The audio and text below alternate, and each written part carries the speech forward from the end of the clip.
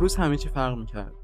سوال عجیبی داشتم چون میدونستم یه بحث خیلی خاص قراره به دستم برسه.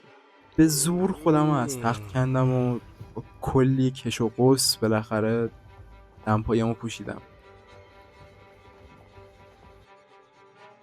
رفتم که مسواکمو بزنم، اما همون لحظه که مسواکو برداشتم دیدم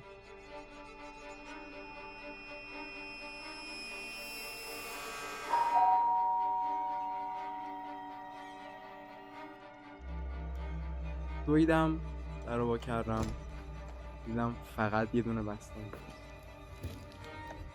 ترسیدم به خودم، دویدم تا اتاق.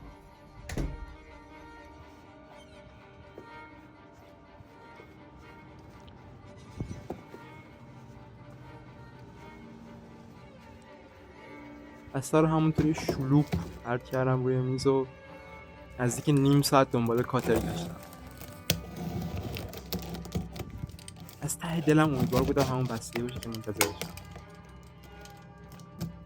یه ذره که درش رو با کردم دیدم داره بهم چشمک.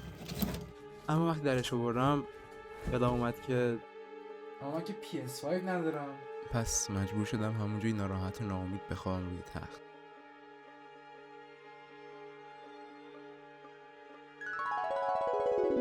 یکی از بزرگترین اهدافم امسال این بود که تا روز تولدم، یعنی 20 خرداد 405، این چنل رو مانیتایز کنم و حتما این کارو میکنم.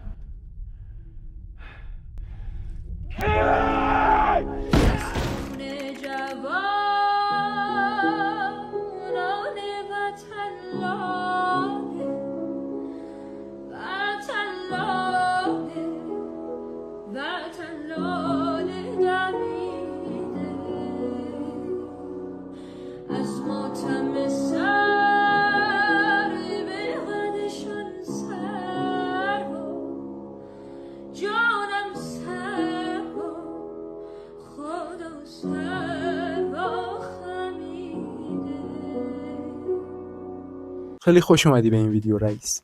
برات توضیح بدم که چه اتفاقاتی قراره بیفته.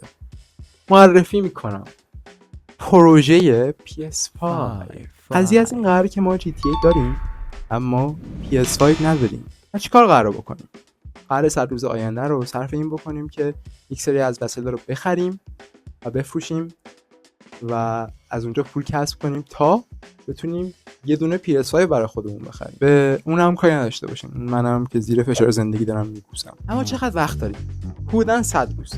100 روز وقت داریم که پولمون رو از حدوداً 2 میلیون تومان تبدیل بکنیم به 120 میلیون تومان، یعنی حدوداً 60 برابر. چیکار قراره بکنیم؟ 1 2 ستاد، یعنی یک وسایلی رو میریم میخریم با اون 2 میلیون تومان و با قیمت بیشتری میفروشیمش. همین الان که دارم باهاتون صحبت میکنم من یک سری وسایل خریدم که دارم سعی میکنم بفروشمشون. یعنی من در یک تایملاین زمانی خیلی رندومی گیر افتادم که اینتروم وسط ویدیومه. 2 استریم و دونیت های شما. احتمالاً اگه گزینه یکم به مشکل بخوره و 60 برابر نتونم بکنم با 2 میلیون تومان فقط تو این مملکت، مجبور میشم که شما رو بیارم و دونیت هم بکنین و یه ذره از هدفمو پر بکنین تا من اون PS5 رو برسم. 3 کار برای دیگران. خیلی ساده است. میرم داخل یک کافه، میگم من یه روز میخوام براتون کار کنم. چقدر پول میدی؟ میگه 200,000 تومان. همون پا میشم میام بیرون. اینقدر راحت. کار. دزدی. راستش اینو به خاطر کلینج بودن نمیخواستم اد کنم. بیاین منطقی باشیم. یک PS5 خوب گیرم بیاد، چرا که نه؟ میدوزم میشه. و اما مقصد اولمون کجاست؟ مثلا بر اساس این عکس حدس بزنید که اول اینجا کجا رفتیم. داخل کامنت ها برام بنویسید. نگرانم نباش.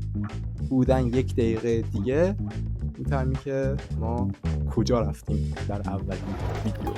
از خودت نپرسیدی که آقا اومایگو این پول از کجا آورده؟ این چالشه پولش از کجا اومده؟ خوب چیزی اشاره کرد. خوب سوالی پرسیدی پسرم. راستش ما 1 ماه خورده‌ای که داخل یوتیوب و کیک استریم میذاریم. داره پیک میگه عوضی. امیر مانیا امیر از اولش هم نه امیر از اولش منو آنی دختر هرزه دی ان آنی. تو بدن منه نه تو. آنی خواهی جوانم بگه بخورم.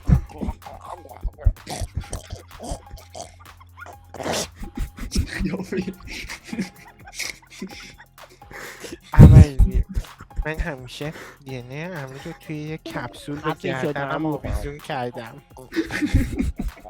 اگه نمیتونی همزمان که تو دهنت میام. صحبت کنی یعنی اصلا وارد نیستی. و بچه من لطف کردن اونجا هم دونیت کردن و این اولین درآمد و دونیتیه که به حساب ریخته شده و اونو میخوام تبدیل کنم به یک PS5. و اونجا هم اون ژن بدشانس و ایرانی خودم اوت کرد و چنل باگ خورد. از 60 تا دونه ویو رسید به 4 تا دونه ویو. و تویی که داری این ویدیو رو میبینی مطمئنم که این چنل رو ساب کردی و مطمئنم که قراره این ویدیو رو تا آخر نگاه کنی. اما بعد از این پا میشی میری اون چنلا، استریمای من چک میکنی، نگاهشون میکنی یه خورده که ویو بخوره و کیک و یوتیوب هم ساب میکنی دیگه. دنبالم کن، اونجا استریم میذارم، استریما از این ویدیو هم جذاب‌تر میشه.